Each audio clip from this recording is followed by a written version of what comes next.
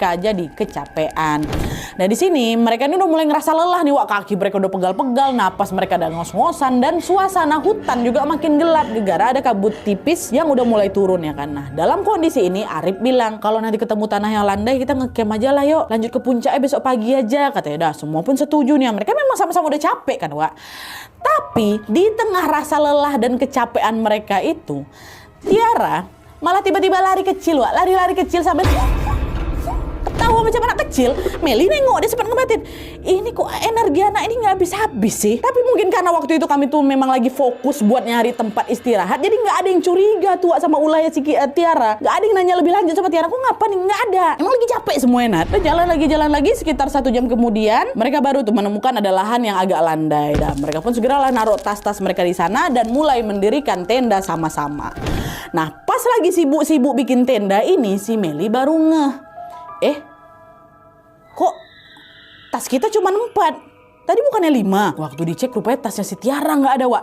Dan bukan cuma tasnya aja, dicek lagi sama mereka, Tiara aja juga nggak ada. Kagetlah si Meli di situ kan. Orang beberapa menit yang lalu kami loh, nah dia bareng-bareng nyusun tas. Sama yang laki-laki juga ada perempuan juga bangun tenda. Panik si Meli, guys, Tiara hilang katanya. Hah? Kok bisa? Tadi kan sama kita nih, pipis kali. Nah itu aku nggak tahu juga kapan dia pergi, kata si Meli kan. Dan memang udah perjanjian kalaupun mau buang air tuh jangan sendirian gitu loh, ditemenin. Nah karena khawatir mereka pun memutuskan untuk berpencar nih, wak, nyari si Tiara. Nggak ada si Tiaranya.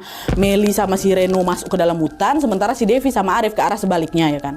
Mereka panggil lah Tiara situ, Tiara di mana kau gitu. Nah setelah dicari kemana-mana, Tiara masih belum juga ketemu, wak. Karena mereka udah capek dan hari juga udah makin gelap, akhirnya mereka mutusin untuk balik ke tenda dulu nih. Tapi belum sempat istirahat di tenda, Meli tiba-tiba keingat, alamak wak, Tiara lagi haid. Dan menurut kepercayaan, wak, orang haid ini bisa bikin lebih rentan diganggu sama makhluk halus ya. Kenapa lagi di gunung, ya Allah. Akhirnya waktu tahu si Tiara lagi haid kan, Reno sama Arif yang laki-lakinya memutuskan untuk cari si Tiara lagi. Sementara Devi sama Meli disuruh tetap di tenda, jaga-jaga kalau misalnya nanti Tiara balik sendiri. Nah selang 10 menit si Reno sama si Arif ini pergi, wak, tiba-tiba Devi sama si Meli ini dengar suara teriaknya Arif di luar. Woi, buka tenda, Tiara ketemu, katanya. Udah mereka bergegas lah itu keluar tenda kan. Dan di situ dia nengok Arif lagi ngegendong Tiara.